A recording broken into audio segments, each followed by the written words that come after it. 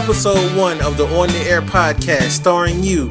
Today's guest, one of the hosts of the Negroes With A Podcast, author of the Real Goes Right blog, senior writer over at Abernathy Magazine.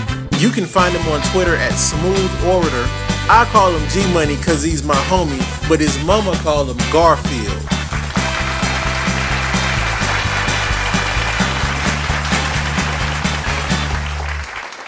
Welcome to the show, brother. How you doing?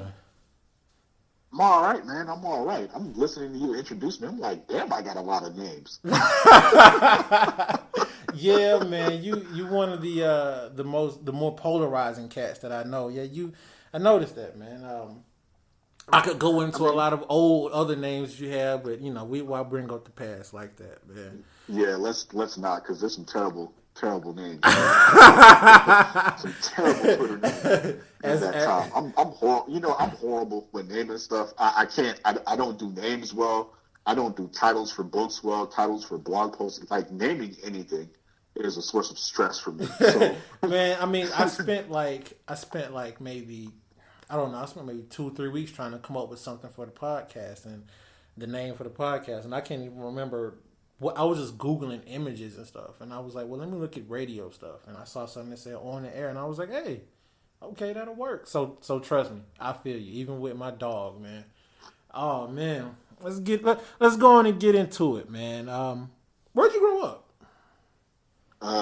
South Florida, man. Fort Lauderdale area, all around the southern part of that, man. Like Fort Lauderdale, Bargate, North Lauderdale, West Palm Beach. Like, we moved a lot when I was growing up, because we were poor, so you have to move and shit when shit don't be working out in your favor. So all over that spot, man. Okay, cool. And Fort Lauderdale, Miami area. So you already mostly. Nah, we never lived in Miami. Just Fort Lauderdale, Palm Beach area. We never got that far south. Okay, all right. Just you with your mom? Was Pops around? Nah, Pops is Jamaican. Mom's. I said that, so that should have been enough. But my pops, you know what I'm saying? He had my mom's and he had somebody else. And it's funny because when my mom tells that story, she's like, I have another little sister. Let me preface it with that. I have another little sister on my pop's side. I think she's like 19 or 20. Mm-hmm. And when we talk about that little sister, my mom told me, she was like, he had that kid, had my sister with the woman, you know what I'm saying, she was around like back when before I was even conceived. My mom used to be like, I used to tell him about her. I used to tell him about her all the time. So nah, she moved from Jamaica. They moved to New York. I lived in New York for like 6 years, and then we moved to Florida after that. Well, let me back up even before then, because that's interesting. How did they, or what brought them to the U.S.?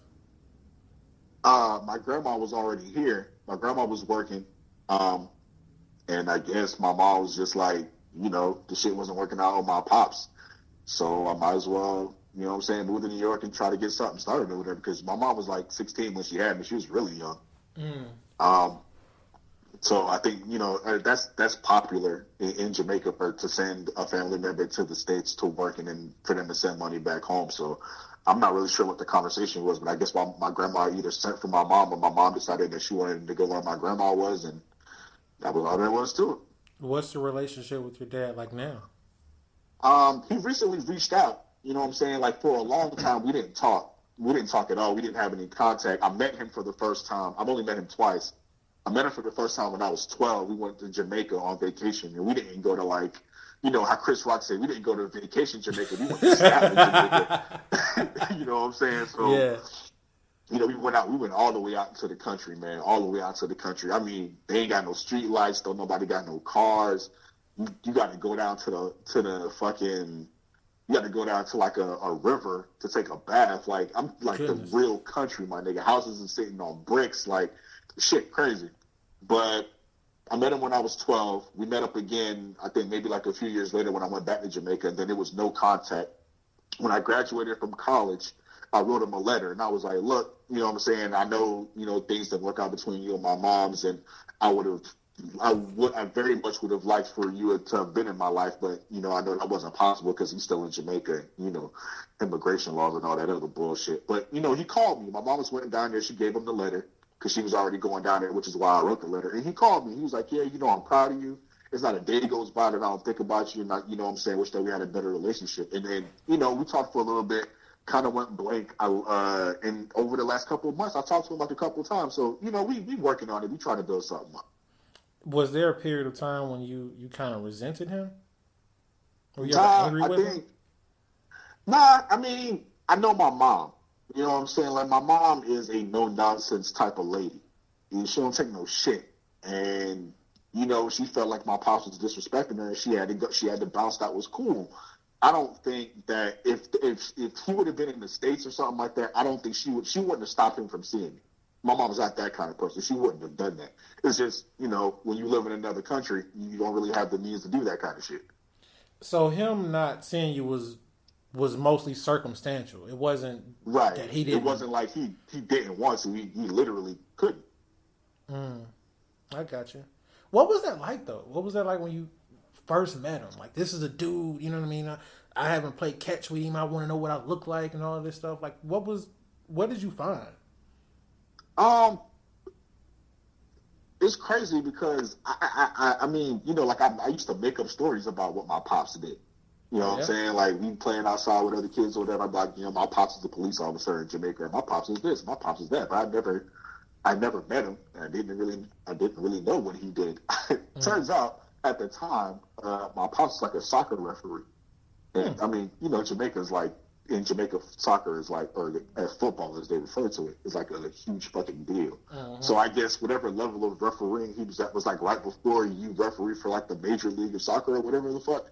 So he was a soccer referee, and he worked at a hotel, I think, during the day and shit. Like, he's just a regular ass dude. He was really tall. I think my pops is like about my height. I'm 6'2". And he's really tall. I just remembered, like, I literally like ran into his arms and like jumped in them. Like, I was so happy to meet him.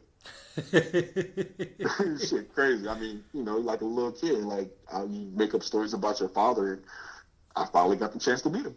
How was he towards you? Always love. He was so nice to me. You know what I'm saying? And it's crazy because I remember being down there, and my mom was like, I still love your father. It's just, like I said, my mom was a no-nonsense lady, and my pops was like, I still love your mother, but,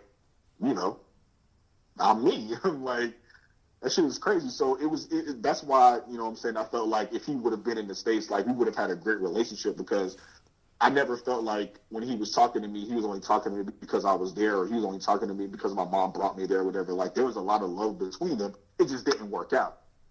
I got you. All right. So along those same lines, like, I know you there was a period where you had not seen him and you hadn't met him, but after meeting him, do you find that, all right, well, these are some traits that my pops has, or I do this because that's what he used to do. You know what I mean? You get what I'm saying? Yeah. I can't really think of any, because when I met him, I was already so young, so I didn't, when you're a little kid, you don't really pay attention to stuff like that. And I haven't seen him, I haven't seen him in like 10 or 11 years, so there really isn't anything that I could point to or that I could say. But when I talk to him, I feel like my pops has a kind heart. I think we have that in common, despite what some people might say about me. I think we both have, like, I think I can see where I get my kind-heartedness from, because my pops, you know what I'm saying, he's a really soft-spoken dude. He don't say a whole lot, but, what I'm saying, what he taught, you feel like you got to pay attention and stuff. You mentioned earlier that you would make up stories about your pops. Was that just something for you, or was that like so that you could be included in the conversation per se, like with your friends? It's just like, I didn't want to be like the only kid who didn't know. I mean, I wasn't the only kid who didn't know his father, but I actually did grow up in a neighborhood where a lot of the black kids that I played with had fathers in their homes or fathers in their lives. So I just felt like, I didn't want to be like the little nigga that was left out. just made some shit up. Like, that's what kids do. Growing up, was there a period of time when, because like right now, you definitely don't you definitely don't try to fit in or be one of those people that's accepted. As a matter of fact, I think we're kind of alike in the mindset of, you know, we kind of get a kick out of the adverse. So was there a period of time like growing up when you wanted to be accepted, or you would kind of manufacture stories so that you could be accepted or be a part of a group? I didn't. I think the manufacturing story thing happened when I was younger, but pretty much throughout my entire elementary, middle, and high school experience, I was vying for acceptance of some sort. And I know we're gonna talk about something later, and then I'll tie it back to that. But the reason why I am the way I am now, in terms of like not wanting to be accepted or not really putting any interest into that or any energy into that, it's because I had spent so much of my former life wanting to be accepted.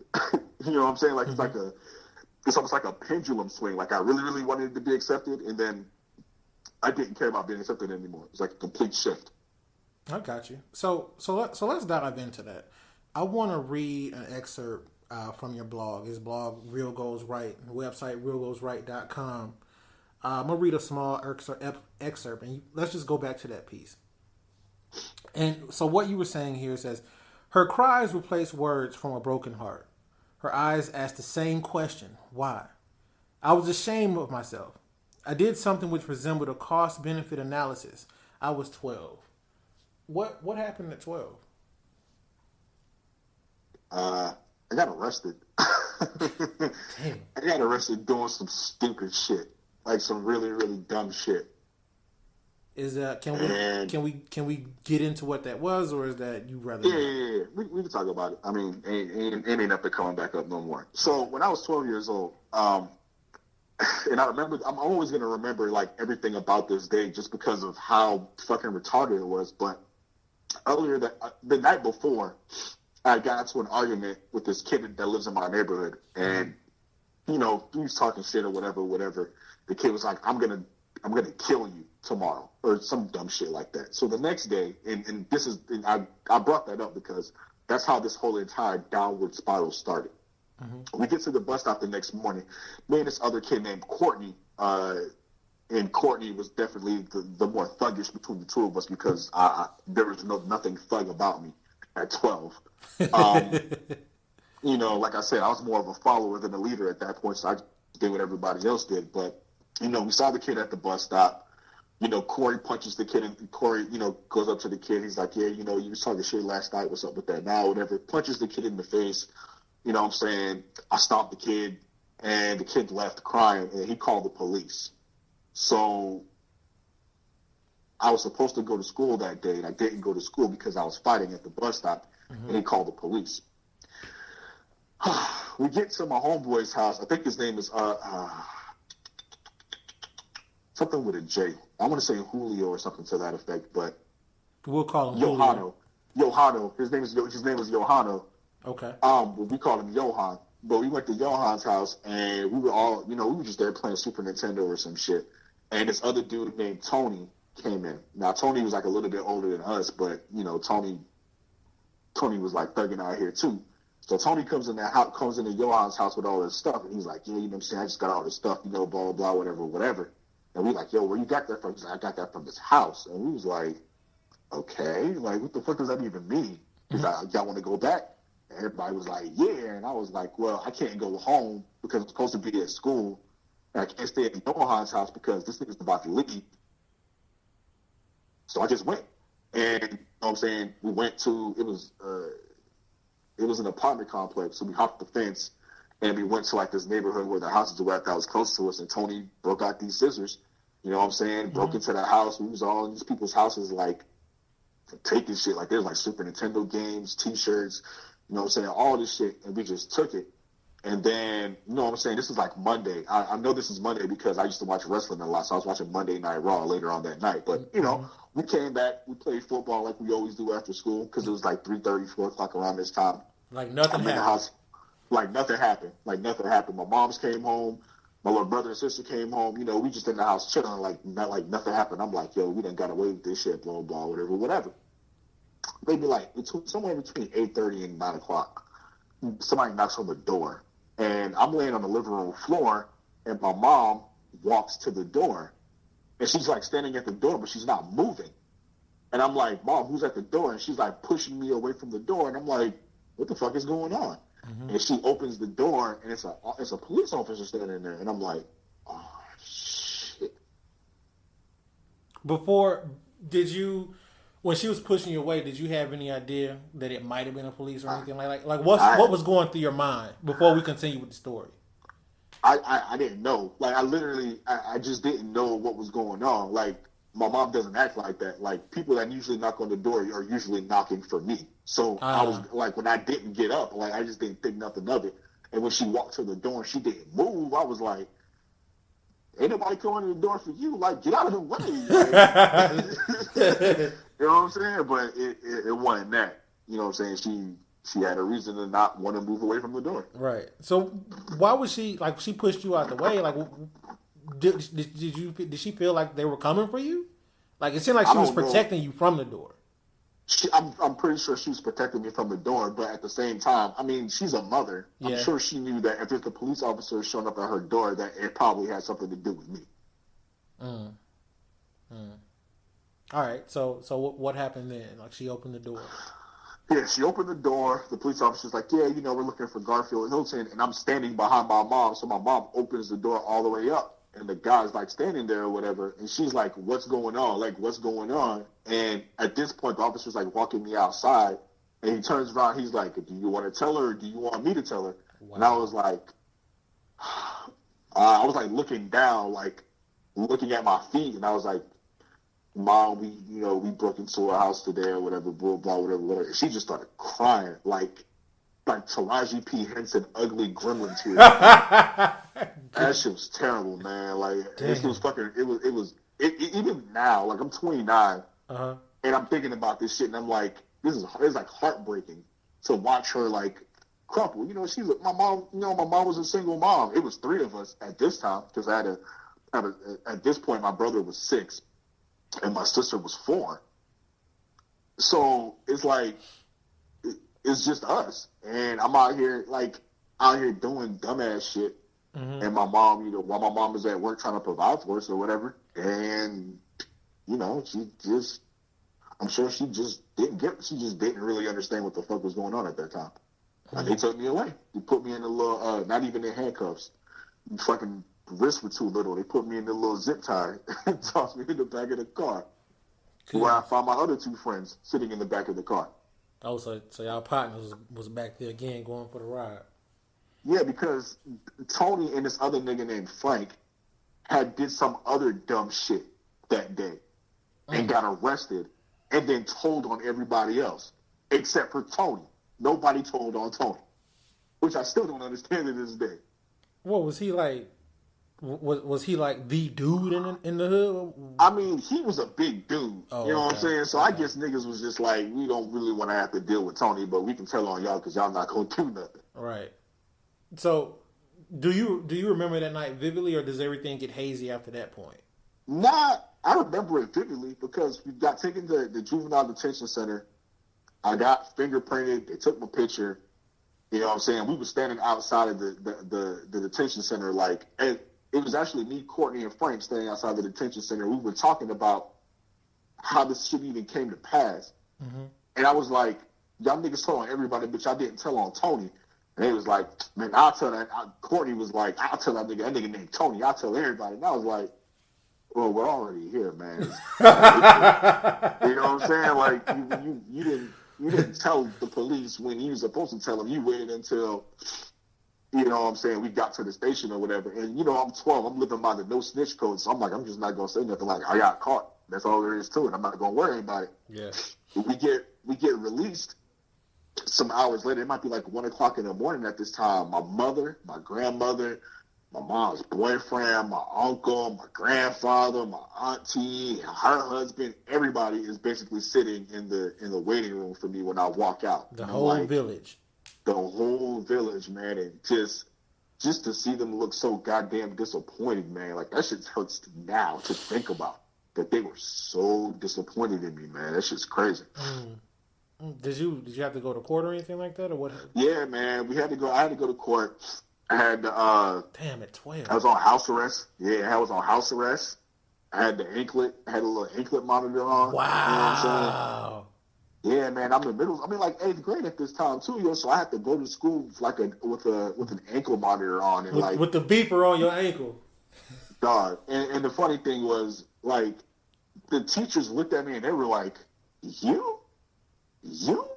But the kids were like, oh, nigga, you got an ankle bracelet. Oh, nigga, you out here thugging. Like, I be showing my shit off. And I'm like, and I knew, at that moment, I knew for me, I'm like, this is embarrassing. Like, I don't want to be a fucking ankle monitor wearer. It's ridiculous. I can't go nowhere. Like, I could only go, like, 700 feet away from my house or some shit. So the most I could do is, like, sit on the steps. Like, I couldn't play football no more. I couldn't stay after school and chill no more because I had to be in the house by a certain time.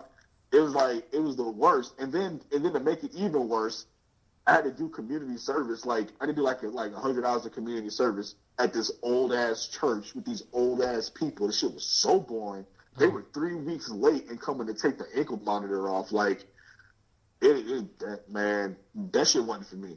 I knew early that life of crime was not for me. So you've been on the straight and narrow ever since? Yeah. Straight and narrow ever since, because that shit ain't for me. I wasn't going to nobody's juvenile detention center. I wasn't going to jail. Just none of that shit. Nothing.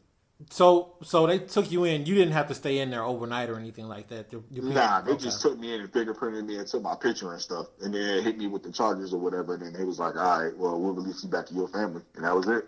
Well, that was it that night. And no other run-ins with the law? Plenty of run-ins with the law, just not illegal ones. Or you didn't. Plenty of run-ins with the boys in blue, just not because I was doing some shit.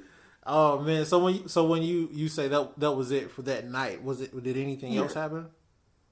No, I mean, you know what I'm saying? Everything that I just told you as far as the court and the monitor and the you know, the community service thing and all of that. But that was pretty much it, man. That was like a really, really weird year for me because I was on probation for like a year. Damn. So I had to do the community service before. I never finished that community service, by the way. And I actually found out later that they had a warrant out for my arrest because I didn't finish the community service. Wow. Thankfully, that shit never transpired, so that's all good. I was just all good. So you low key a felon not in this month. I might be. I might be. I was about to ask, what's the statute of limitations? That shit been over. That shit been done. They ain't coming for me now. They ain't gonna worry about it. So that's not still on your record or anything like that, is it?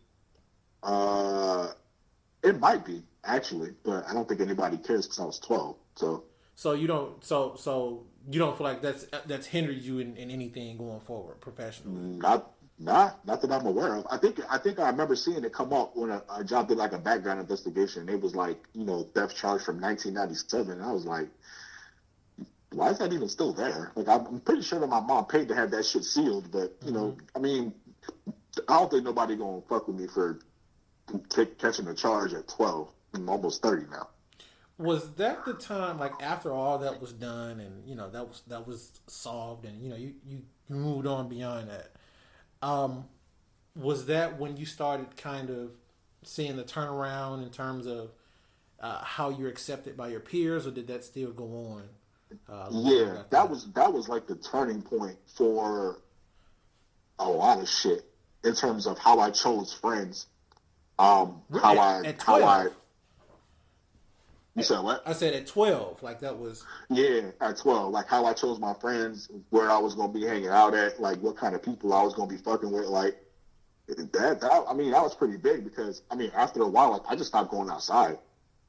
Like that was actually during that summer when I was 12 going into 13 and 13 going into 14, like I probably read like hundreds of books because I would literally go to school and come back and just read for like the whole night in the house because I was scared to go outside. And that's when you became Malcolm X. Yeah. Oh man, that's an inside joke for anybody that's listening. We'll get to that in a second. My bad, man. Go ahead. Nah, man, it's all good. But yeah, I mean, it's just I felt like everywhere I went, whether I was at the court, doing community service, just anywhere I was with this charge that was pending on me, people just kept looking at me and they were like, "You look like a follower. Like, you don't look like the kind of kid that does these kind of things by himself. You look like you do that shit because somebody else was doing it." And I got that shit so much, and it irritated the shit out of me. Mm-hmm. It's like every person that I walk into was like, "He's a follower. You're a follower. You're not a leader. You're a follower. That's how you got in trouble."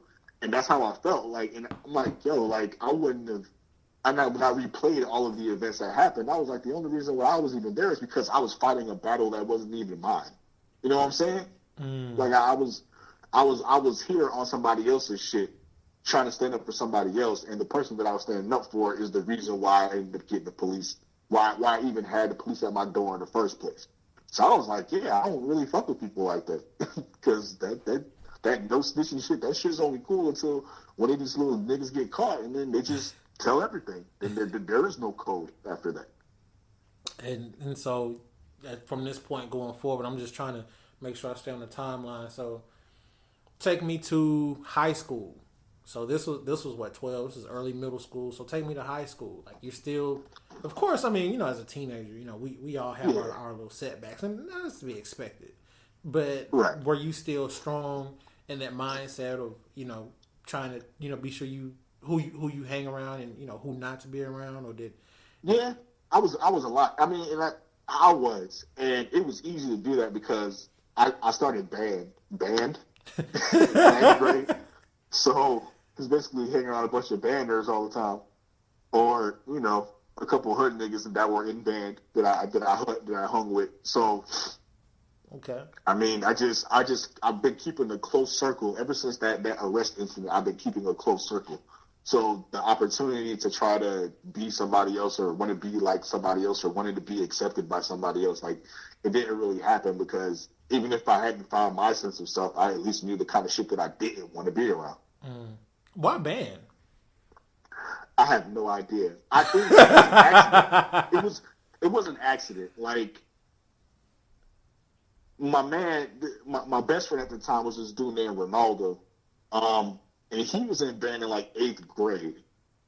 And I met this cat named Brandon, who's still my friend to this day. We've been friends, goddamn, like 16, 17 years now. Uh-huh.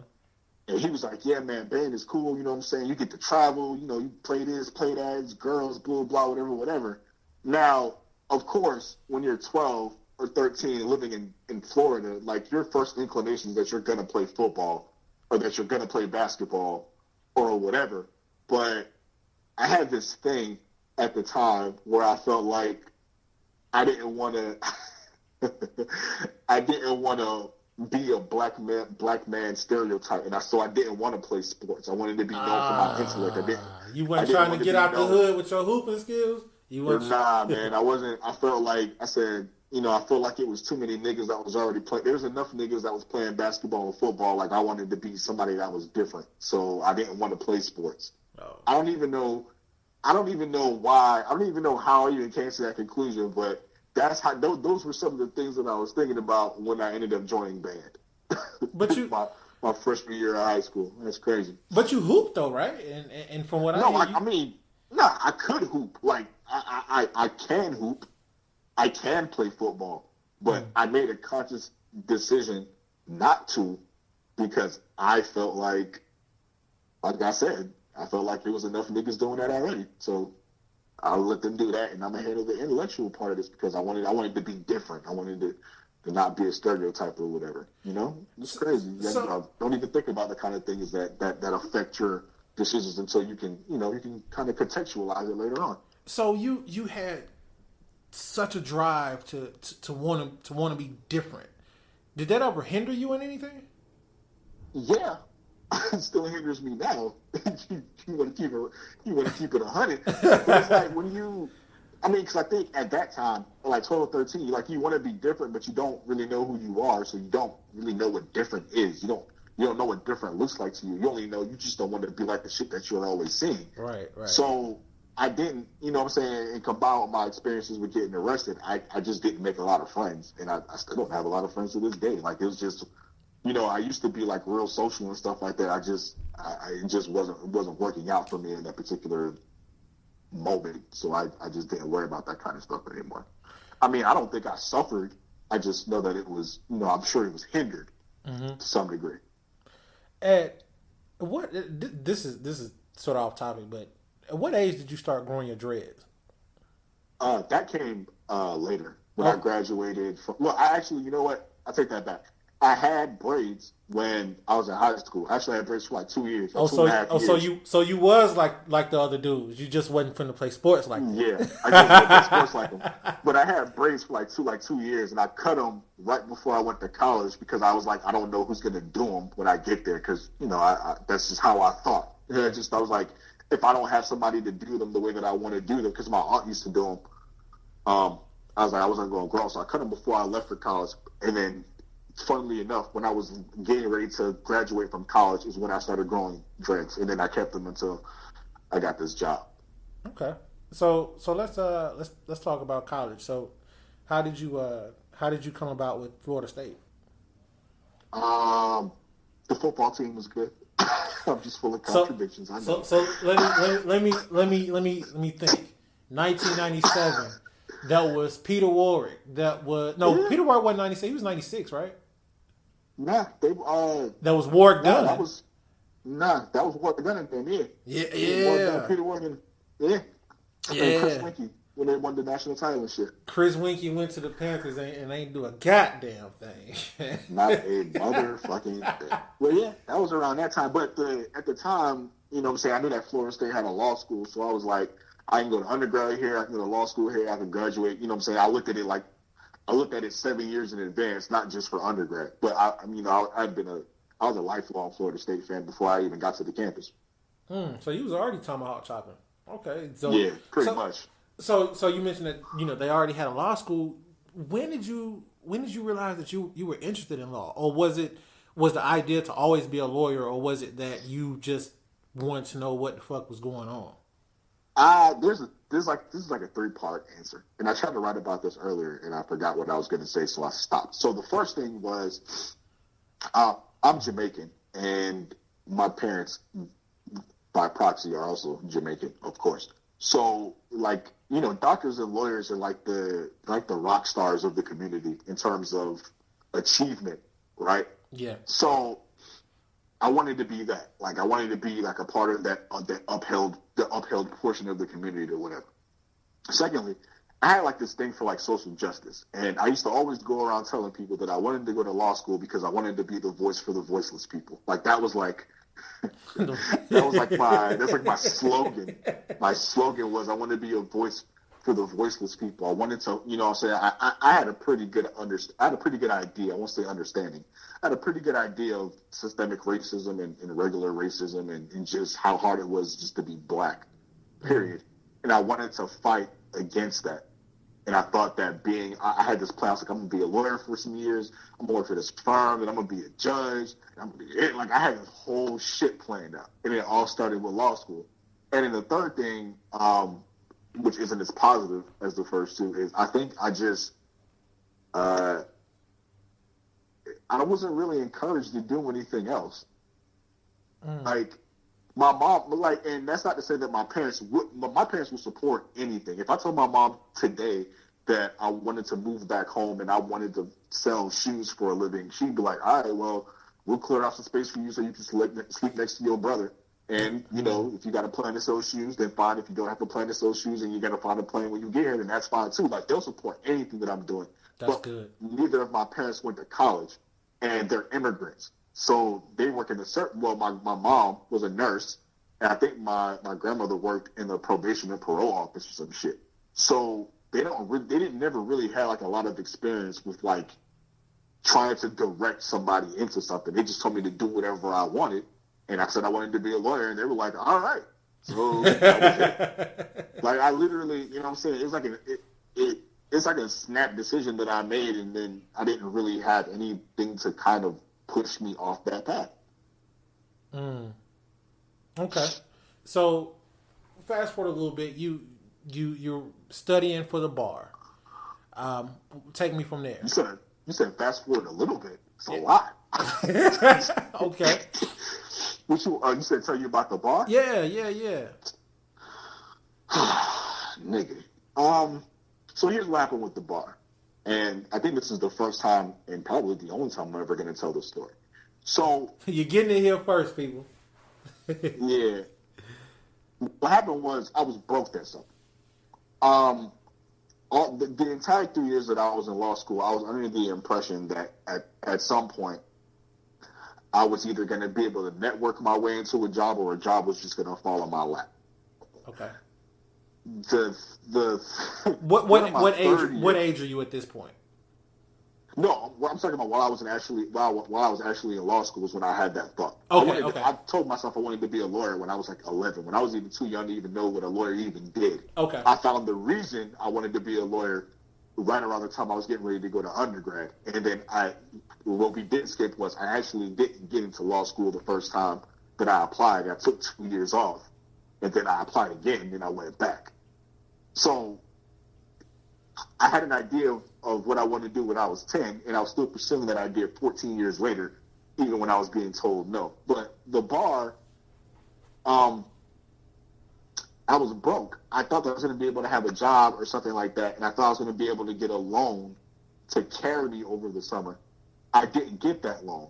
And then I had to pay for the bar prep class, which I also haven't paid off. You know, this is really niggerish with me. I'm thinking about this shit now. I paid them half. I gave them $1,500. The bar prep class was $3,000. I gave them $1,500, and I never gave them any more money. But I took the bar class for the entire summer. But I was broke, and my car was fucking up. I was trying to see if I could try to find a job or try to see if I could do something afterward. I really wasn't as focused on the bar prep as I should have been. But I think at some point I made in my mind that I really didn't care about being a lawyer anymore because law school had just really slapped the taste out of my mouth in terms of what I was doing and why I was there. It wasn't anything that I thought it was going to be or what I wanted it to be.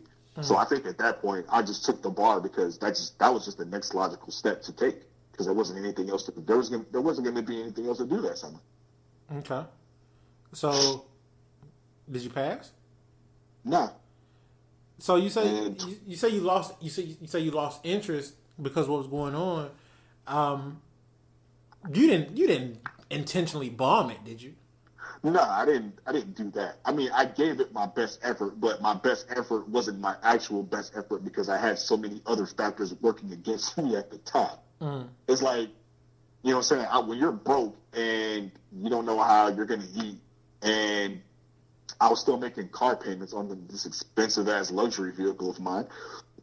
And, my family, they can't really help me. I had to borrow, my roommate is one of my closest friends. I had to borrow money from my roommate to make it through that summer. It was so much shit going on that summer that you really don't want any of that stuff going on during the summer. Like when you're studying for the bar, you want absolute maximum fucking silence in terms of life issues at all fucking times. Because you're basically trying to cram 3 years of legal experience or legal, into 8 weeks. And, my mind just wasn't always there. So right now, okay, so you haven't passed the bar, and I'm assuming you haven't attempted to take it again, right? Absolutely not. So as of right now, since the age of 11, you've been thinking about being a lawyer. You've wanted to be a lawyer. You got older, and you had a reason to want to be a lawyer. As of right now, while we're talking, that dream is done. You no longer want to be a lawyer. I mean, the dream is done because I'm not going to sit for the bar. I'm never going to study for that test again, and I don't have any interest in studying for that test again. I mean, my mom was always like, "Well, you made it that far, you might as well do it." And every once in a while, I'm like, maybe.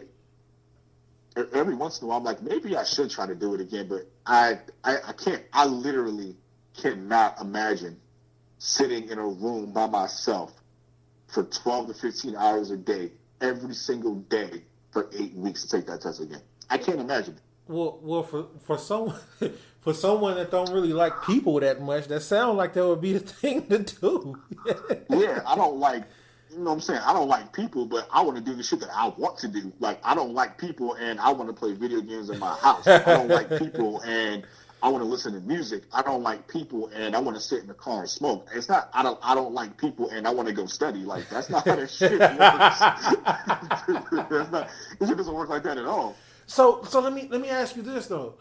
What happened? What did you find in law school that somewhere down the line it was like, you know what, I'm good. Writing is what I found. Oh. Writing is what I found. And here's the funny thing about writing. I never considered myself a writer up until maybe like a couple years ago. But I've been writing online since like 2005. Like, I've old ass MySpace posts. Right. maybe 2004, like old ass MySpace posts. I used to write online, and people, you know what I'm saying, like a couple people that followed me. I don't even know how MySpace even worked at that time. Like, people would like them, I guess, or they would come to my page and they would see the posts and they would like them and stuff like that. And then Facebook got notes. And that was really where I started to see like the feedback from my writing and stuff like that. And the stuff that I was writing, I mean, it wasn't anything like super deep or anything like that. It was just, you know, I had an opinion and I wrote, and that was pretty much the size of it. And it was unfiltered. Yeah, people were like, man, you know, because I was like, I didn't know any, I don't know, or at the time, I didn't know any of the etiquette about writing, so I was cursing up a storm. Sentences were long as shit, commas, just grammar, just nothing, just raw ass thoughts that, you know, people was fucking with. So, you know, my man Willie, he's the founder of this magazine that I write for now called Abernathy Magazine. Shout out to Willie. He was like, you should start a blog. Like, you could be making money and stuff like that. You should start a blog. And I'm like, nigga, I ain't starting no blog. What the fuck is you talking about? Like, you know what I'm saying? Like, I'm like, at this time, I'm like 19, 20, maybe, I wasn't 21 until I graduated. It's like 19, 20.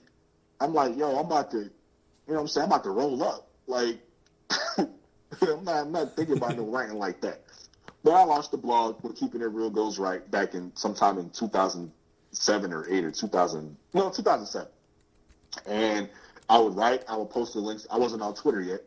So I would write, I would post the links off Facebook. You know what I'm saying? People would hit me up. They'd be like, man, this is dope. This dude, I got connected to Sean Walton somehow. Shout out to Sean for the Fresh Express, which was like a black online publication, like before niggas really started launching these things left and right. It's like the In Living Color of blogging.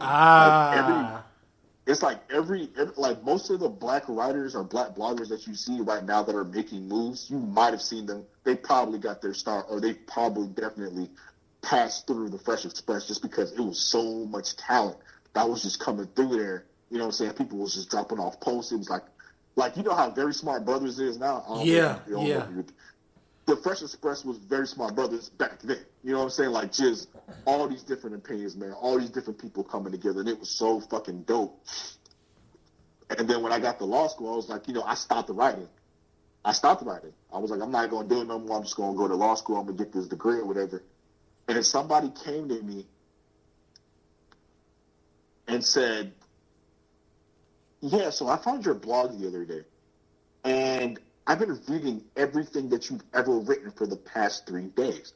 Wow. Why the fuck did you stop writing? And I'm like, first of all, how the fuck did you even find that thing? Because I don't even talk about that shit. She was like, no, Garfield, like, what the fuck? Like, and I'm telling you, like, this conversation is going down. She has, like, this is not like a joking conversation. She's dead serious.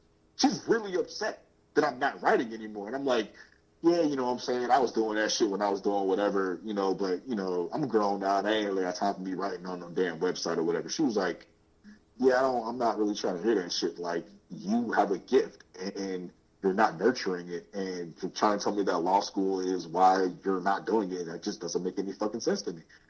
And it was like, the more I thought about it, the more I was like, man, she's kind of right. Like, I really did enjoy that time period or whatever. So I just fired the blog back up and just been writing my ass off ever since. So when that conversation happened, about what age were you then?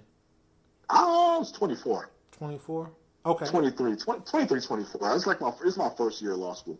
All right. So while we're still on the subject of your blog, I want to read another excerpt, and let's go back to this time period. Again, his blog is Real Goes Right, and check it out on realgoesright.com. And the excerpt goes, "The sting of falling short was something I carried with me until one day I came to a realization. Everything I said I wanted to do at 17, I could still do at 26 or later. Part of what I had to get over was a feeling as if my life had come to an end in my mid-20s. The advent of social media occasionally has a negative side effect of making one feel like they're standing still while the entire world is passing by." First, let me tell you, that's heat. That's pure heat rock right there. I appreciate it.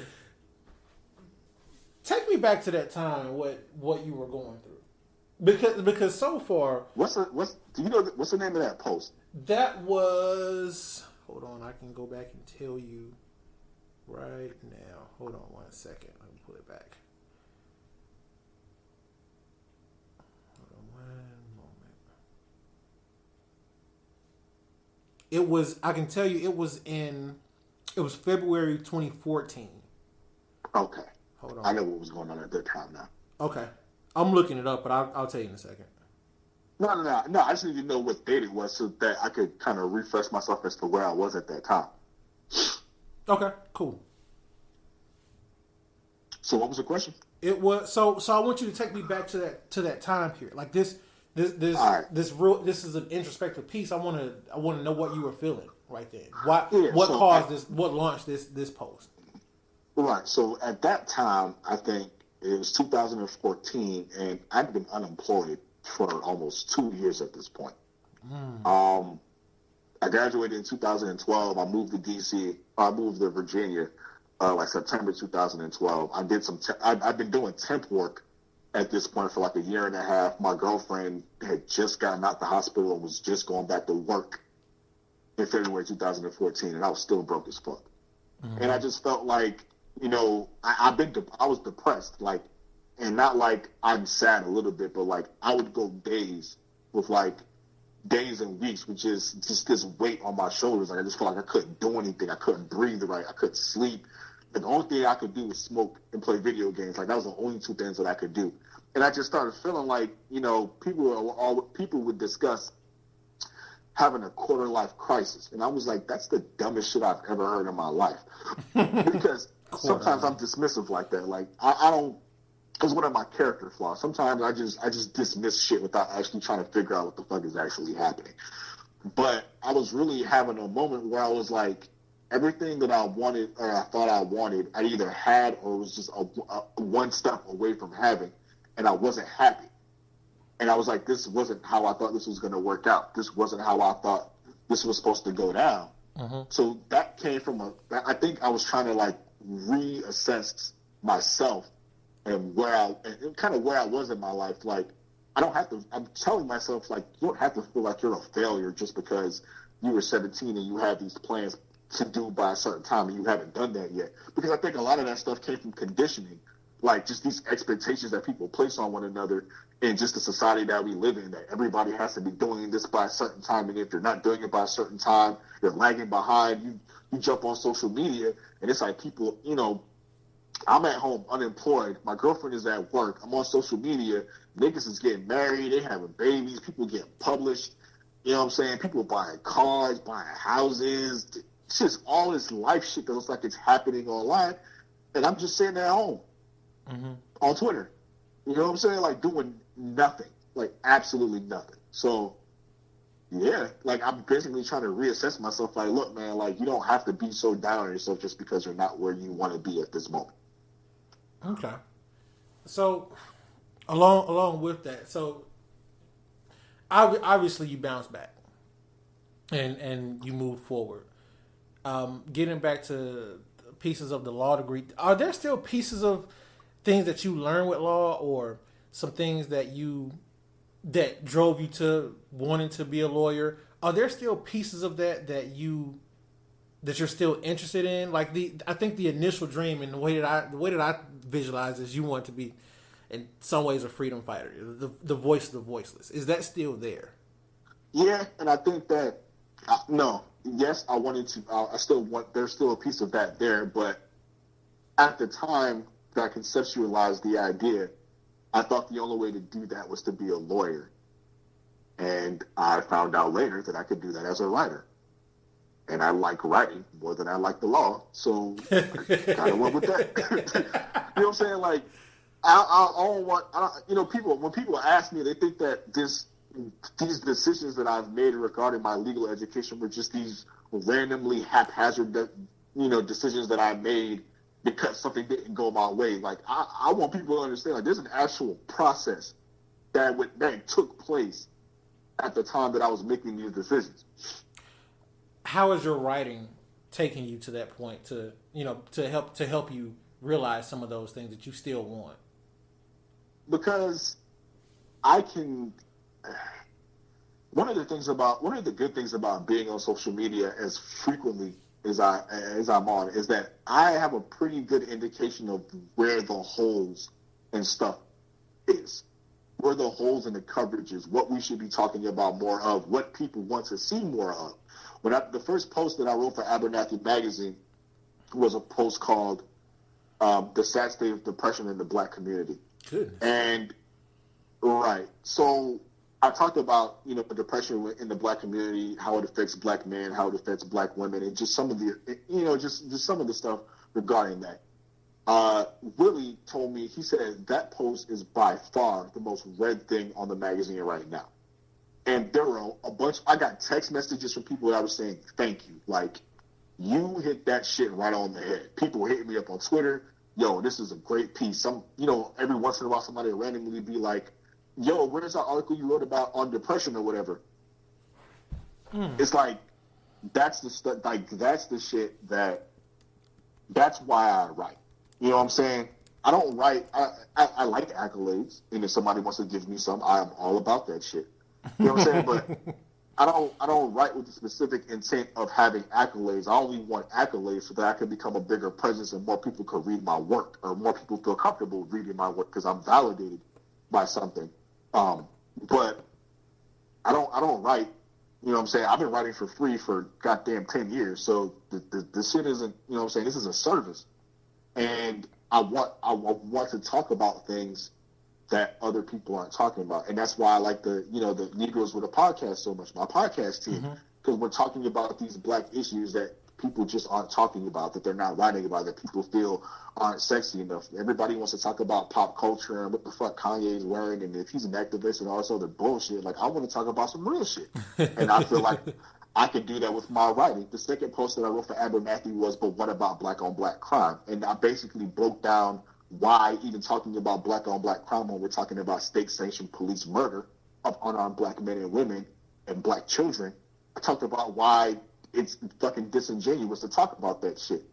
And it's like, when I look for stuff like that, I don't see that kind of stuff. I don't see it as frequently. I can probably pull up an article. If I type Kanye West's name in Google, I can probably pull up 25 articles about what this nigga said on somebody's radio station. But if I want to look for somebody defending Black men and defending Black women from police brutality and why that shit isn't okay, like, I'm not going to find as many articles about that. So I'm like, instead of me complaining about that shit, I can just write it myself. I can just talk about it on the show myself. The podcast, let me be the first to tell you, man, that the podcast is awesome. Like, it's, thank you. I'll sit there and I'm like, yeah, this is how I feel. You know what I mean? And I know a lot of other people do that. And what's really cool about the podcast, and I was telling my woman about this the other day. I was telling her that, I was like, one, you need to listen to it, and two, they're looking for female guests, and I'm telling you, she will be perfect for it. Like, the we'd be more than happy to have her. If you can get her set up, we'd be more than happy to have her. I will definitely put her on. I told her, I said, go ahead and download and listen to it. And she was asking me what it was about. And I would say, the main thing is it's not much different than the conversations you and I have, because, we're two intelligent Black people. But what you have from this podcast is that it's 4 intelligent black dudes that are from different walks of life, but they're unapologetic about their non-PC ways of going about it, and that's cool. And that type of purity is what's awesome. I think it was episode 32, the Q&A podcast, that for those listening, look up NWAP on iTunes in the podcast section. But episode 32, I think you guys kind of really went into how you guys formed. For those that haven't heard it yet, and in an effort to get them to go to it, tell us how that idea came about. All right, so the other members are Old Nerdy Bastard, Tunde, Taught 7, and 5/5. And we're actually coming up on I don't know when this podcast is going to go live, but we're actually coming up on our 1-year anniversary in about 11 days. So it's today's the April 10th. And the 1-year anniversary is actually April 21st. So sometime last year, we were all just kind of, I know Old Nerdy Bastard from undergrad, and I met Tunde at like hooping, but I didn't know 5/5. We were just kind of shooting the idea around. We were kind of talking shit, you know what I'm saying, going back and forth, just tweeting or whatever. And I to this day, I still don't know, and none of us know, but somebody said we should do a podcast. And I was like, all right, I'm down. Like, I can come out of crib, I can come out here, you know what I'm saying? We can record, I can put it up, blah, blah, whatever. So, like, everybody was like, yeah, you know what I'm saying? Give me an address. We'll be there, whatever. And the first episode we recorded we recorded on my laptop, which is, that shit doesn't even work. Like, I threw it away like a few months ago. Like, it was basically the 4 of us sitting around a computer just talking. And, the sound quality is absolute shit because laptop mics aren't about anything. Yeah. But we felt like, this is a dope thing to do. This is an important conversation to have. But I don't necessarily think that we saw like the full potential of what it was. We weren't really all that consistent with putting out the episodes because trying to get 4 people together is hard work. Tunde moved to Portland, so we had to deal with that. Then Des moved to Brooklyn, so we had to deal with that. But we finally got it together. We finally got these days together. It's coming along pretty decent. So the fact that we're even here like a year later is actually fucking amazing now that I think about it, because we had every reason for any of us to quit. Tunde could have been like, I'm 3 hours behind. I'm not going to get up to do no fucking podcast. Des could have just been like, yo, I'm moving to Brooklyn with my lady and we're about to start a life together. So I'm not really trying to do no podcast. Van's getting married, or 5/5 is getting married, in like a few months. He could have just been like, you know what? This shit is too much work. Cause he does all the audio stuff, the Audacity stuff, of putting all that shit together. He does all that stuff. So he could just be like, this is too taxing on my time. I ain't got time for it. But we're all here. Like, we got some real big things planned for the summer too, man. It's crazy. It's crazy. I definitely want to talk offline about some of the things that y'all got planned, because if I can, any way I can help, I want to be a part of that and whatnot. We get together, do our shows, because I told you I want you guys on my show. I want your podcast on mine, and vice versa. Most definitely. So tell me this. So there's been every reason in the world to stop the podcast or not do it, or just let other things get in the way. What's kept y'all going? I think we genuinely enjoy the shit. I think we genuinely enjoy talking to each other about these issues. It's not.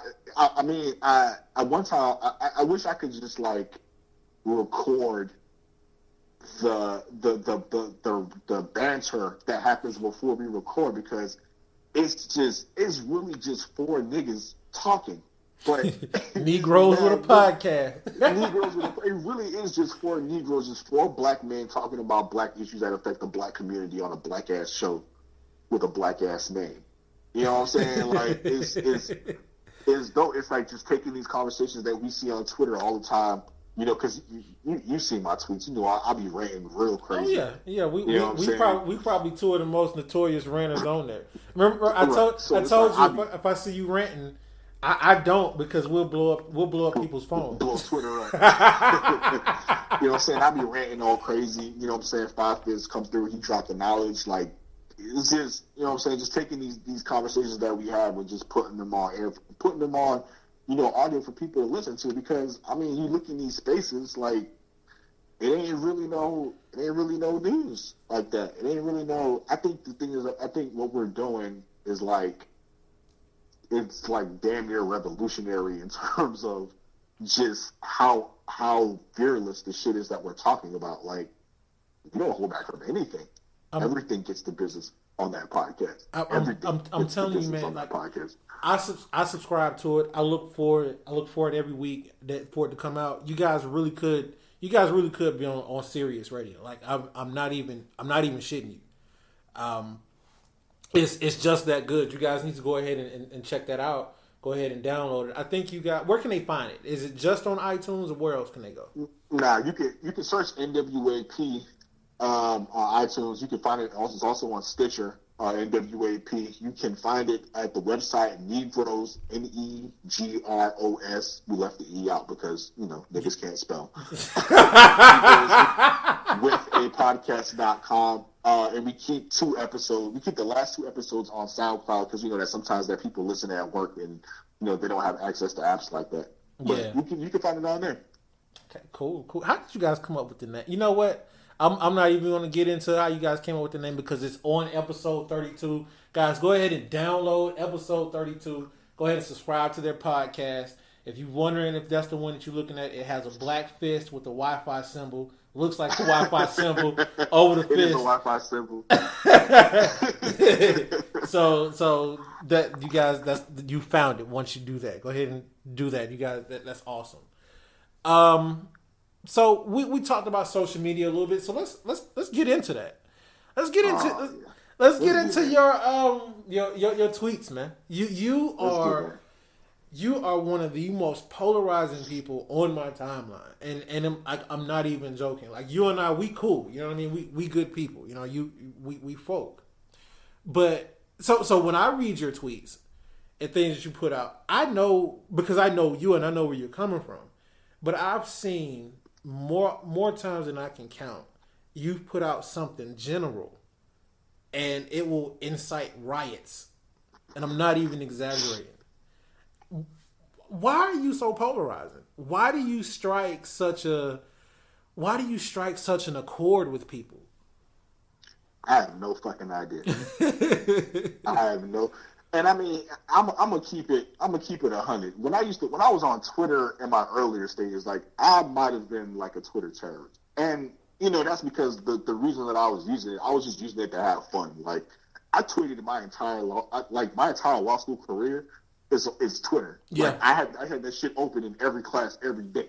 I remember. You know what I'm saying? And it's when I was in my early to mid 20s, so I'm getting caught up in all these different storylines. It's all this shit going on. I'm talking my shit, niggas talking, excuse me, everybody else talking shit.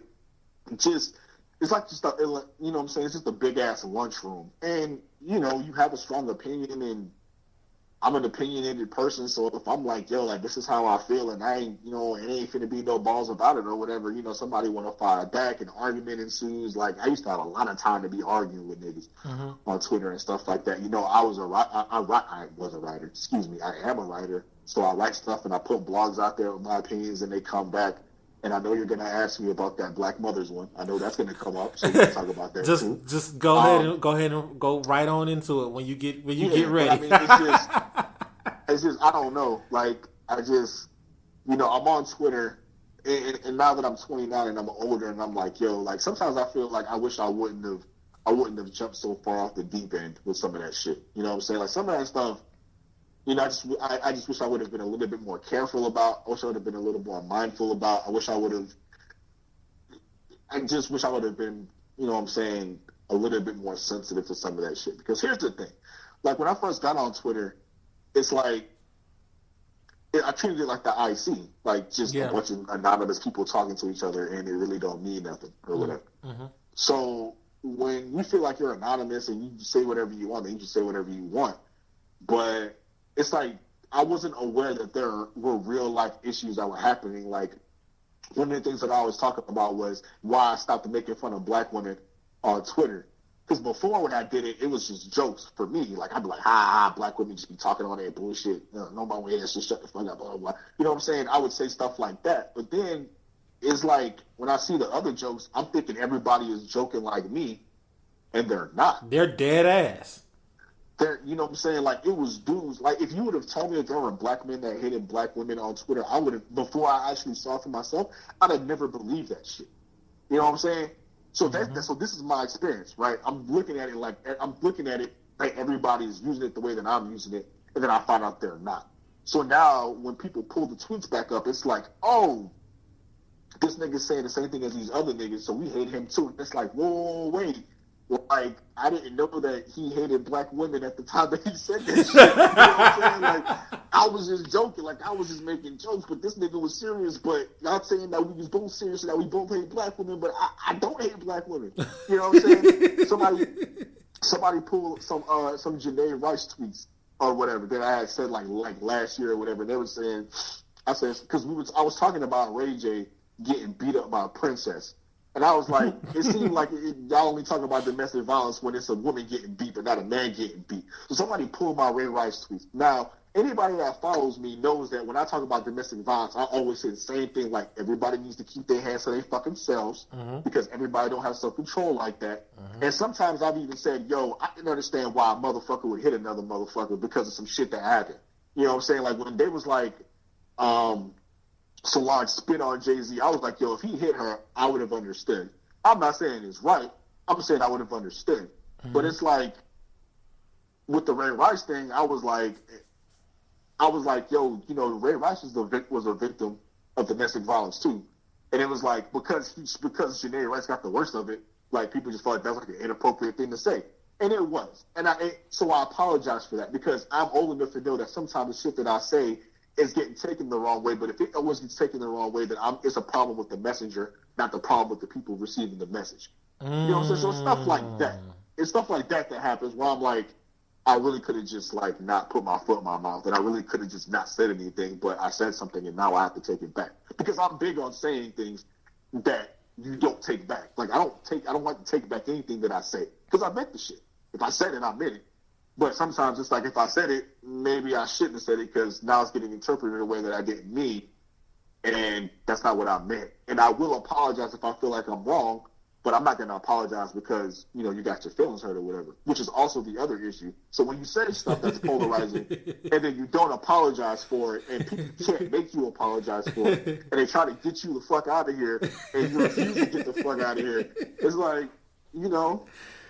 Right. You nigga, like, yeah, I mean, you just end up in these situations where you just, you know, whatever, like, you ask me, you say I'm one of the most polarizing people on Twitter, I have 12,000 followers, like, I don't even know how the fuck it even got that high, because I'm looking at the shit that I tweet, I'm like, I don't think anybody would want to read any of this shit, but there's 12,000 you niggas following me, and I don't understand why. Well, here's what I think it is one, because you are polarizing, so, be it good or... Be it bad, you strike an emotion.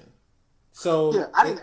You know what? I want to say one more thing. Yeah, I didn't ask for these followers. God damn it! So y'all fucking trying to hold me accountable for this shit. I wasn't tweeting. I don't tweet. I tweet for me, or I tweet to have conversations with other people. I wasn't tweeting to get followers. Like, so when people be like, "Well, how come you don't follow more people?" It's like I don't even know these niggas. Like, they just started following me and they don't say anything. So, or they say something and I see them later or whatever. Like, I don't know who these niggas are. I didn't ask for this shit. I just wanted to say that. I think what it is on one hand you have a group of people that's like, I'm so angry by what he's saying, I want to see what he's going to say next, so that I can have something else to either prove my point, to see why he's, you know, to prove the point of, you know, he really ain't shit or something like that. Right.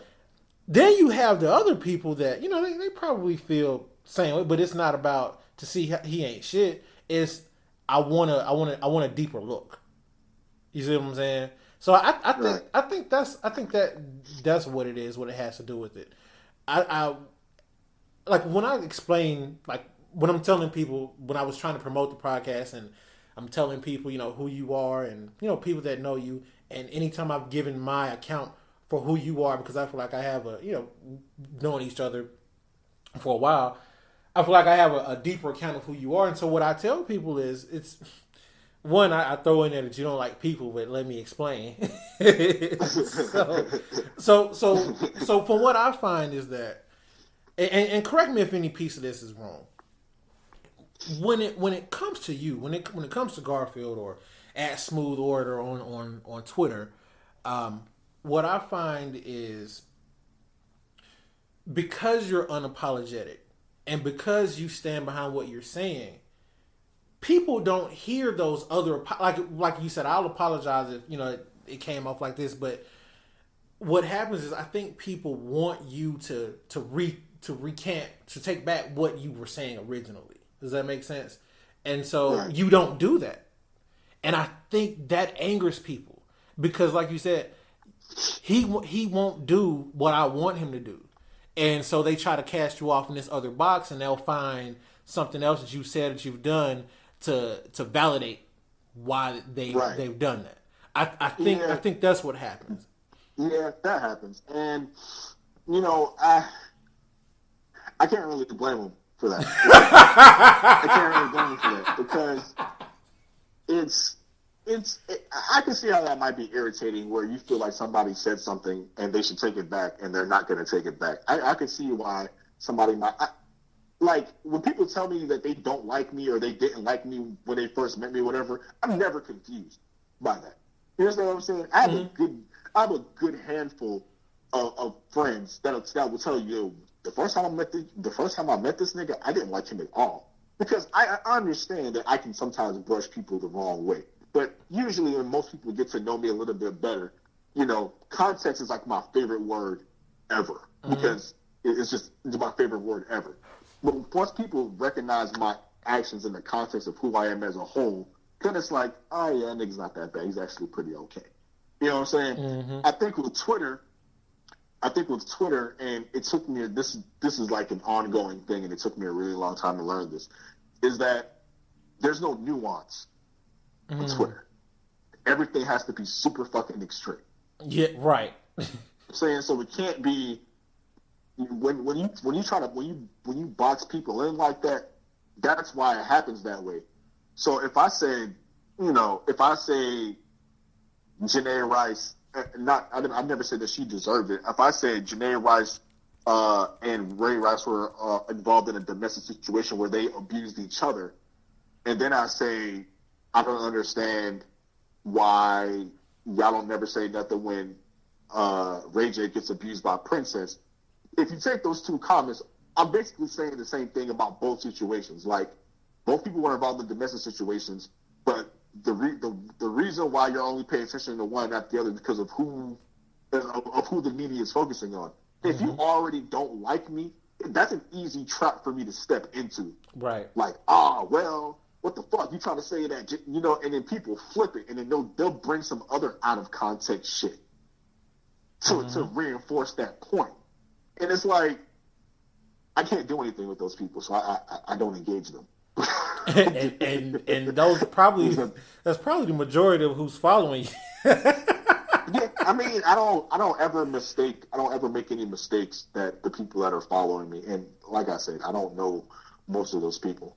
Not that y'all know y'all there, and that's what's up, but I don't know most of those people, so it doesn't, I'm not under any sort of false sense of security that these people might have my best interests at heart. Not to say that they all have my worst interests at heart. I'm just, some people are probably just like, I just follow this nigga on Twitter because I think he's occasionally funny and he tweets a lot of Black Power shit. Or some people are like, he's a Florida State fan and his sports tweets are out of fucking control. And they're, or some people are like, I follow that nigga because of his cool TV tweets. And those are funny. Like, I don't, what I'm saying? I don't really, every once in a while I try to figure out like when people started following me, and I try to ask like why. And I usually mostly get positive feedback, but I get like maybe like a handful, maybe like 10 or 20 people to answer the questions. 12,000 fucking people. I'm not going to get all the answers, but whatever. What makes you follow back? What makes you follow someone back? Or what makes you follow people in general? For the longest time, I just followed people that were in the IC. I didn't even be like, oh, you in the IC, like I'll follow you. So hey, you know, we a force, man. The IC is a force, man. We right. You know what I'm saying? You was in the IC, I followed you. And somebody was telling, it's a couple of cats that was telling like funny stories on Twitter, and I was like, I'll follow them. You know what I'm saying? It was a couple of chicks that I probably thought was cute. It was like, you know, I'm saying I'm gonna follow them. Well, yeah. You know what I'm saying? Like it ain't really no rhyme or reason, or it's people that but you know what I'm saying? It's people I interact with. For the longest time, I followed maybe the same 150, 180 people for like 3 years. Like I followed the same people. So it ain't even like, I'm not even trying to be like a snob or like I'm not gonna follow you because you don't have this particular tweet content efficiency rating. Like it ain't that. It's just, you know what I'm saying, if you tweet something and I'm like, oh, that was kind of funny or whatever, or, you know, and I read your timeline and it's cool or whatever, like I'll follow. But in general, I just don't follow a lot of people because I don't want all that shit on my timeline. Like I like to follow the conversations that people are having, and most of the people that I follow either follow each other or follow somebody that follows the other person. So the conversations don't spread out too far so that I can't catch everything. I got you. Let's talk about you not liking people. We kind of that's kind of the running joke, and so I know what you mean by that. But when someone else listens to that and they're like, "Oh man, that's right. I didn't think he liked people." You know, I already get ready to take it out of context. Explain what that means. When I say I don't like people, what I'm saying is I have a general disdain for social interaction. Not the human condition.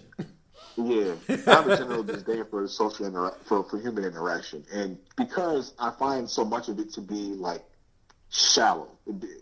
There's meaningless conversations that don't have any point with people that you're never going to see again, right? Mm-hmm. Then there's like another contingent of the population where it's like, yo, you guys are fucking idiots. Like, you guys are legit stupid, stupid fucking people. And I don't have any tolerance for stupidity. I don't have any tolerance for stupidity. I don't have any tolerance for niggas that hate other niggas. And that seems to be like a wide sweeping fucking thing. Mm-hmm. So then we're going down this tube, but I'm cutting off large swaths of people out right now, right? Mm-hmm. And then most people think that I hate white people, which is not true.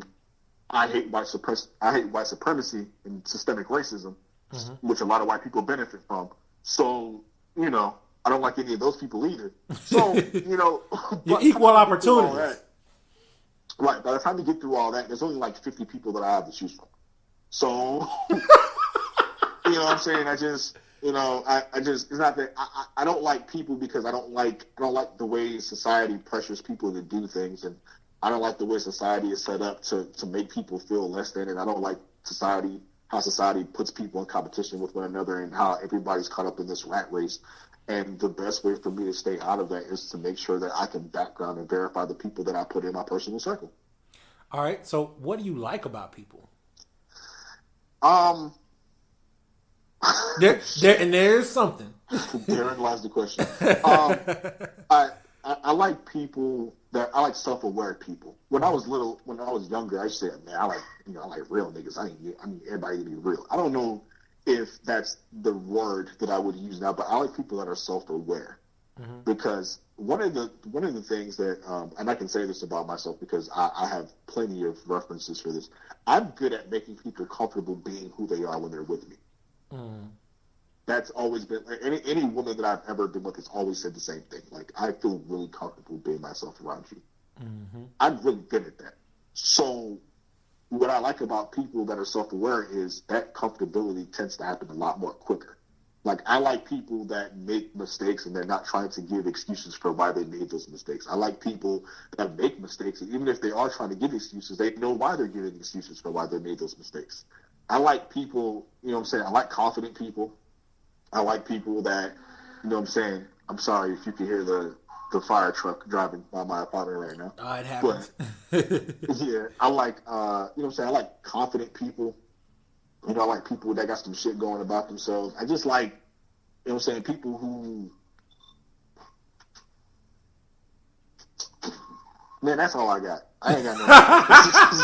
I was trying to think of something else, and I was like, nah, nigga, that's all I got. we pushed it hard enough. Yeah, that's about as far as I can go at this moment. Man. No, that's fine. That's I just, that's totally you know what I'm okay. saying? I'm not, I used to think that I was antisocial. It's like, I'm not antisocial, I'm just selectively social. It's like, I just don't, I really got to feel people out first. And that goes back to when I got arrested when I was 12. Like, I just really got to feel niggas out because I don't know what you're about and I don't know what your intentions are. And I'm not really trying to get caught up in no shit that if I could prevent that. I got you. Okay. Let's speaking of people, let's talk about a certain type of people. Let's talk about women. Let's talk about it. I don't think it's that much of a yeah, you just correct me if I'm wrong, and if I need to cut this out, you tell me to cut it out. I don't think it's really much of a secret that as far as you and I are concerned, like we have a certain rapport with women, and which is cool, which is a good thing. You're in a relationship now. I am.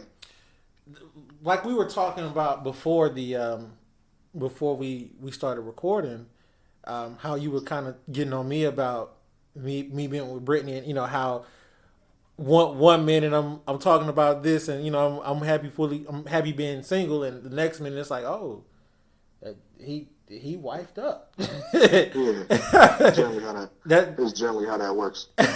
Right. So with you, same thing. Like we was probably out there, hell on them.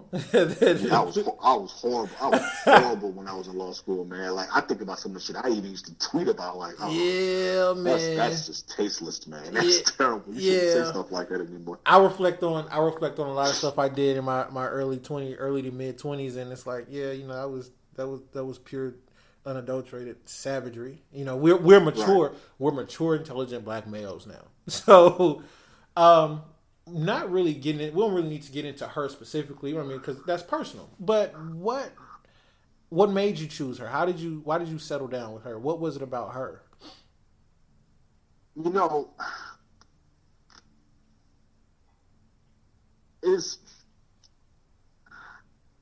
we first met, like, we was just kicking it, and then later, it was like, I can't get this girl out of my mind. Like, I don't really understand.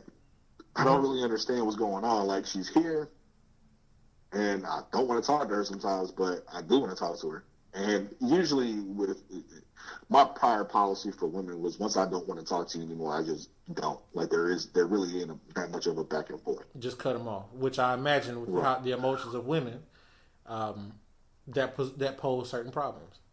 Yeah. I mean, because, sometimes I wasn't always honest in my dealing with women. So the cutoff phase might have came a little bit earlier, a little bit later, or a little bit more messier than most would have liked. But with my girlfriend in particular,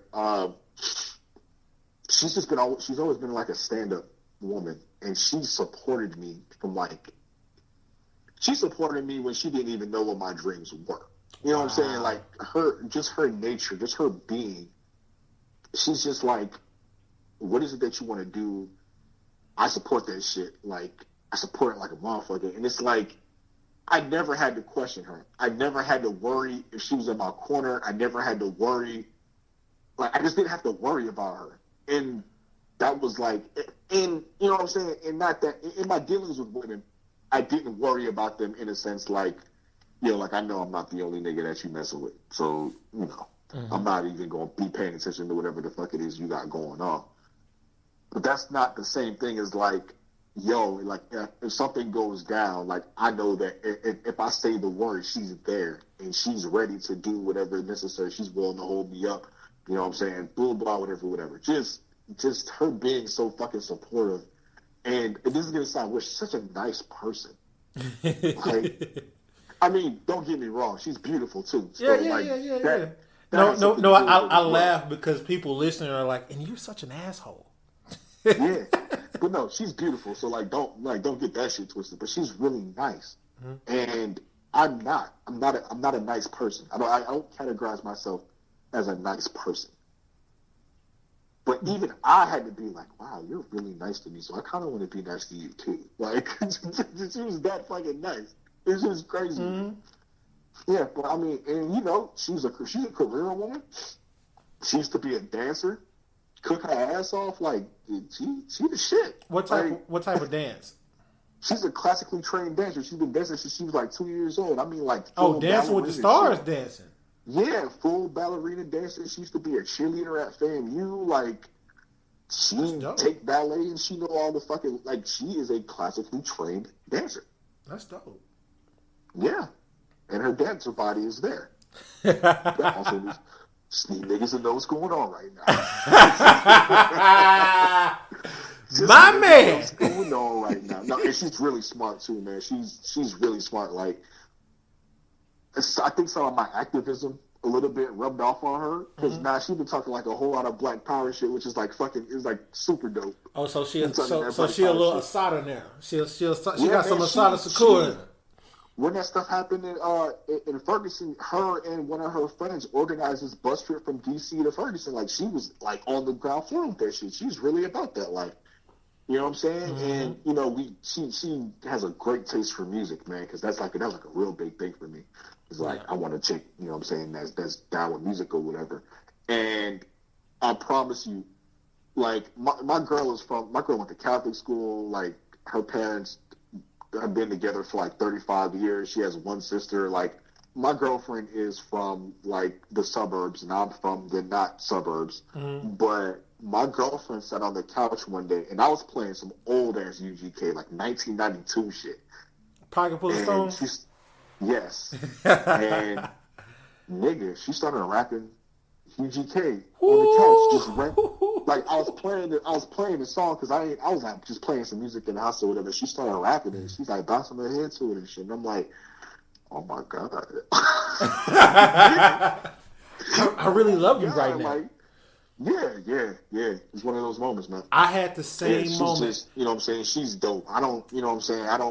She supports me and that's important to me, but you know, that other shit, her being beautiful, excuse me, because I definitely sounded Southern when I said that shit just now. Just her, you know what I'm saying, her and her essence, she's just a dope ass person to be around. And you know what I'm saying, I love her to death. I had the same moment musically. Well, I've always known Brittany, she loved music, but that same UGK moment you had with her, I had when she started quoting some Pastor Troy. Now I'm from Atlanta. You know what I mean? So Pastor Troy is a local dude, you know. And I'm hearing her getting in. I'm sitting like, I really love you right now. Like, yeah. It might be like that right now. Yeah. It might be like that right now. Mm. So you said she organized the bus trip down to Ferguson. And you were not long ago, you were on BBC America talking about Ferguson. Yeah. So how did that come about? Twitter. Man, Twitter's amazing, man. When you remember that cat from Ohio that found them kidnapped girls or whatever? Yeah. McDonald's dude. I was tweeting about that, and somebody from BBC TV hit me up and was like, "Yeah, you know, we saw your tweets or whatever. We want to know if you'd be willing to come on our radio show and talk about that." So I was like, "All right, cool." So you know, I talked about it on BBC Radio. Then this Mike Brown stuff went down. And I actually they called me again. They were like, yeah, we're going to do like an hour segment on it at the TV station in DC. Do you want to come through? So I actually went for like the hour-long segment, and I was on the panel on there. So, and then you're a political correspondent now. Man, I've been on BBC like 3 or 4 times. Like, they just hit me up randomly and be like, yo, we saw your comments and we want to know if you'd be willing to come on the show and talk about it. So that's pretty much how that went down.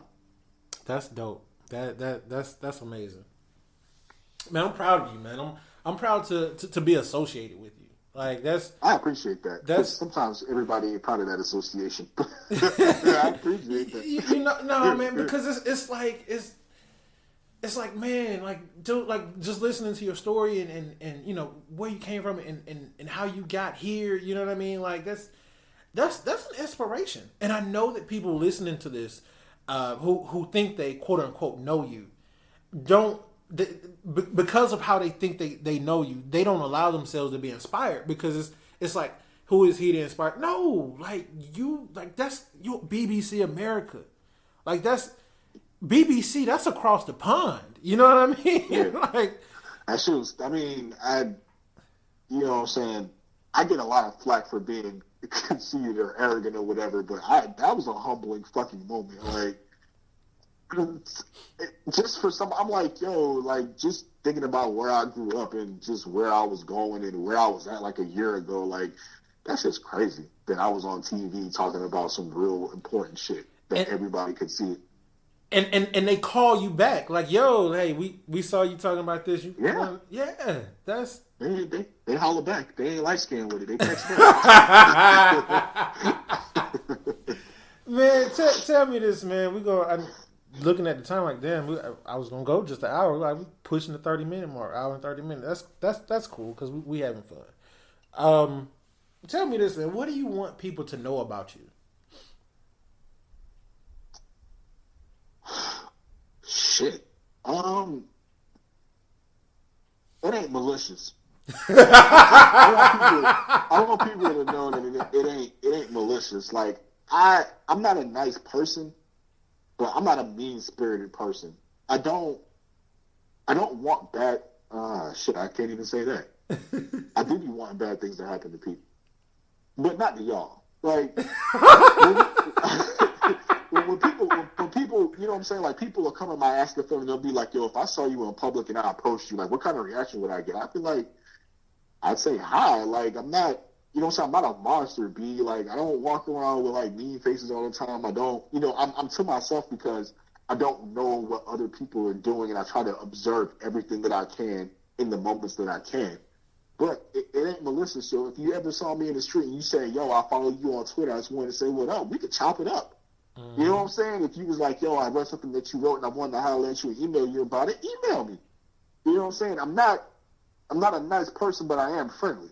You know what I'm saying? Define what you mean by I'm not a nice person, because I feel like people listening are going to take that out of context, like they do everything else. When I say I'm not a nice person, I'm not saying that I'm not saying that I'm an asshole. What I'm saying is, I say things and I'm unapologetic when I say them. I don't mince words.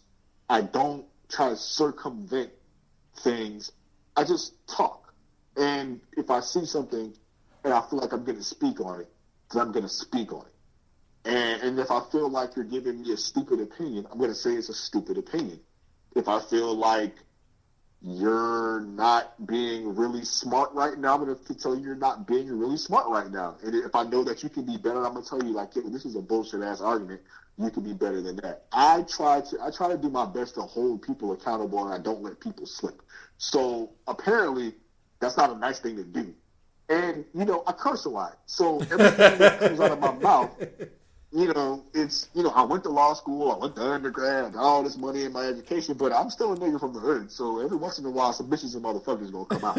But people take that as aggression. It's like, it's not aggression. Like, when I was 12 years old, my nickname was Curse, because I cursed all the time. It's just how I talk.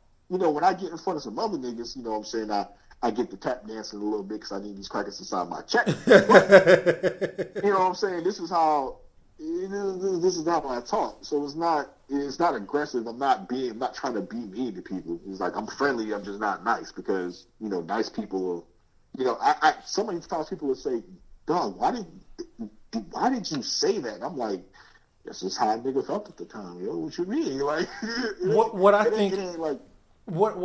think is the dopest thing about it, though, regardless of how people take you and how people perceive you, the one thing they can't say about you is that you're not the same to everyone, because you're equal opportunities across the board.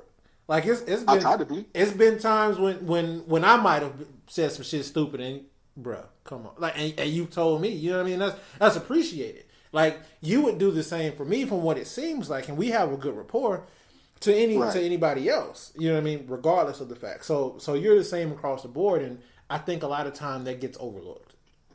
Yeah, and I'm not gonna pretend that I ain't never spazzed on a nigga that was being extra stupid. Like, I'm not gonna pretend like I've never fried a nigga for being dumb. I'm not gonna pretend that I don't do that. But I'm just saying, for the most part, people think that I just be, they think I just be tweeting angry and slamming my hands on the keyboard and shit. It's not going down like that. You know what I'm saying? Like, it ain't going down like that. Most of the time, I'm sitting next to my girl, or I'm at work, or I'm watching TV or some shit, and I'm just tweeting away like, like everybody else. So it ain't no anger or nothing like that. It ain't no shit going on like that. Wow. And that's that. Man, did we cover everything? Did we miss anything? There's one last thing I wanted to cover, because I brought it up earlier. The post about the wild black women. Yeah. So I wanted it.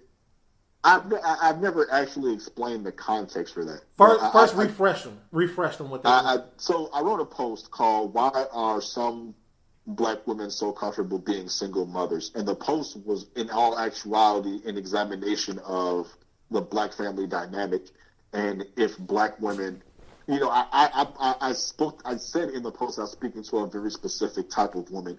That was okay with just having a child and just not having any father involvement. And the reason why I was asking that question, I was asking because of the oppressed society that we live in, and that, with black men, going to jail and not exceeding as well professionally as black women and stuff like that. Like, if black women just felt like it just had to do it themselves, and they just decided to be okay with that. Right. The problem with that is, that title is inflammatory, and the post wasn't going to be titled that way in the beginning, but I really wanted people to read it.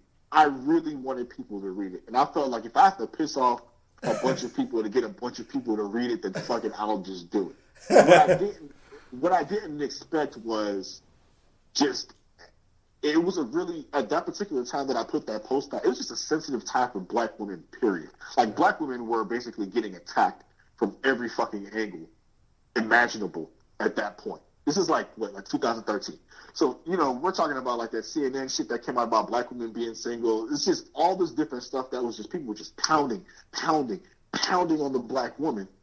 And it's like, here I come. Why are so many black women comfortable being single mothers? And it's like, dog. And it's like, dog, that's poor taste. This is 2012, because I now remember it's 2012 because I'm at my cousin's house, and not really. But it's like, dog, this is in poor taste. And even if you had good intentions when you wrote this or when you posted this or whatever, people can't even get past the title to read what you want. Because that blog is one of the most viewed blogs on my blog, or that post is one of the most viewed posts on my blog. It's one of the most commented posts on my blog. Right. And, you know what I'm saying, it's one of the most shared things on my blog. But it's like, and most of the comments that are on there, people are like, yeah, I can kind of understand what you're saying, blah, blah, whatever. I know this situation. People got their little anecdotes in there. But it's like, I really feel like I did black women a disservice by phrasing that post in that way. And it made me feel bad because I just did it because I wanted the pages, because I wanted people to read what I was saying. And I was so frustrated at the time because I felt like I was doing all this writing and all the less talented niggas were writing and they were getting all this popularity that I wanted, that I wasn't getting. And I just got frustrated, and I was like, I just need people to read my shit. And I just started trying to figure out different ways to try to go about that. And that was how that happened. So, you know what I'm saying? Like, I'm not even going front. Like, I felt bad, and I actually had to counsel with somebody, not like counseling, but like somebody, an older woman who's pretty popular on Twitter. I'm not going to say her name, but she called me and we talked, and I'm like, yo, like, I just didn't, you know what I'm saying? I'm sitting on the porch smoking, like, yo, I really didn't expect for it to go down like that. And she was like, I mean, you fucked that up. You know what I'm saying? She's like, I understand, as a young writer, as a man, you want to write and you want people to read your stuff. I completely get that, but this is a really sensitive time for black women, and you as a black man, you should know better, and you fucked up. And you're going to have to wear that. It'll blow over, but you're going to have to wear that. So, do you accept, like, some of the angst that you get as penance for that? Absolutely. Absolutely. Here's the thing. I don't have a problem with anybody disagreeing with anything that I wrote, because I know me and I disagree with people all the fucking time. But my goal with my writing was so that even if you disagreed, at the very least you can say, A, I learned a different perspective that I wouldn't have considered, or B, at least it was well written. But I don't want to intentionally inflame anybody for you to get it anymore. Like I was a lot safer with my title choices after that shit, because I just didn't want to do that anymore. I just didn't want to do that again. But I mean, I'm not confused as to why people would not like me, or they have this an ill perception of me. I'm not confused about that at all. The thing is, and this is where I have a lot of issues with, in terms of for other people, not for me, but issues for other people, is that I'm comfortable like not being liked by people. Like, that's okay for me. I don't have an issue with that. I don't like that. I don't like the nigga Garfield. Okay, well, I probably don't like you either. So is this your apology to black women for that post? Nah, I'm not apologizing for that post. I'm not apologizing. I felt bad. I felt like shit. But I'm not apologizing. And the reason I wrote that post 2-3 years ago. I could change the title now. I could have been changed the title. But I left it there as a reminder to be like, you need to be more fucking careful. Right.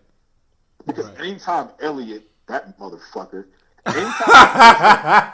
anytime he tweets that post up, I'm like, I just feel the shame all over again. Oh, man. God, I'm like, oh my God, just reading that title stings.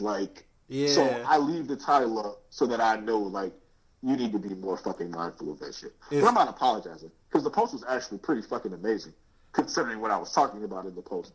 And it was very supportive of black women, which is the fucked up part, right?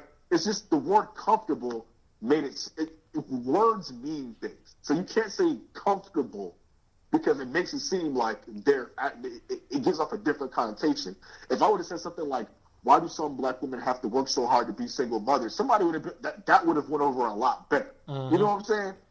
Yeah. And if none of the words changed and I just changed the title, the post wouldn't have gotten the flack that it got, but it might have not got read the way it got done either. So it's good and bad and everything. So I'm not apologizing for it. So I didn't bash anybody in the post. I just picked a fucked up title. Yeah, no, I got it, and you owned up to it. You had the title to bring people in. That's not anything different than what the Black Sports Online do. And but I mean, and the Huffington Post. Yeah, and I can't speak for them, but I know that I feel like I have a personal responsibility to the black community, right, and to black women to do better than that, to do them better than that. You know what I'm saying? I feel like I have. I mean, I'm not saying like I'm some sort of Cape Crusader who's going around and flying around and I'm just like the best motherfucker ever and I'm just, unfallible, and I'm not saying any of that shit. I just feel like as a writer, my words have meaning and they have power and they can affect people and they have affected people. So I need to be more responsible with what I choose to put out. Okay. And that's it, man. What else? Did we miss anything else, man? Anything else we need to cover? Nah, man, I'm talking for like 2 hours, man. Just about, man. I didn't even realize how much time went by until I looked down at the timer. I was like, okay, cool. So, but yeah, man, that's what happens when you get two people that get together, man. That's having fun, man. What do you have up next, man? Plug something. Man. All right, so y'all know y'all can find me on the Negroes With A Podcast, NWAP Cast on Twitter, NWAP, iTunes, and Stitcher. Negroes With A Podcast, NEGROS with a podcast.com. I'm a senior writer over at Abernathy Magazine. It's a gentleman's magazine published by one of my close friends, Willie Jackson. We definitely have women that write on the site, but the site is most of the site is catered to black men and reshaping the media image of black men. But we do, we're not exclusive. We want to be inclusive, so we got black women out there too. So that's Abernathy Magazine. That's ABERNATHY magazine.com. I'm working on a fiction book, a novella, hopefully somebody's autobiography. I'm supposed to be working on this summer too, which everybody knows who he is, but or he's pretty popular on Twitter. But I'll keep that one close to the vest in case people don't know. Like it's just like a collection of all of my work, all of my long form work. I'm probably gonna like put it into a book and sell that on Amazon, make a few bucks off that. But yeah, that's pretty much everything. Okay, man. Hey, that's good looking out, man. Again, thanks for coming on, man. The first guest, my homie, G Money, Garfield. You gonna love me forever. I popped your cherry, nigga.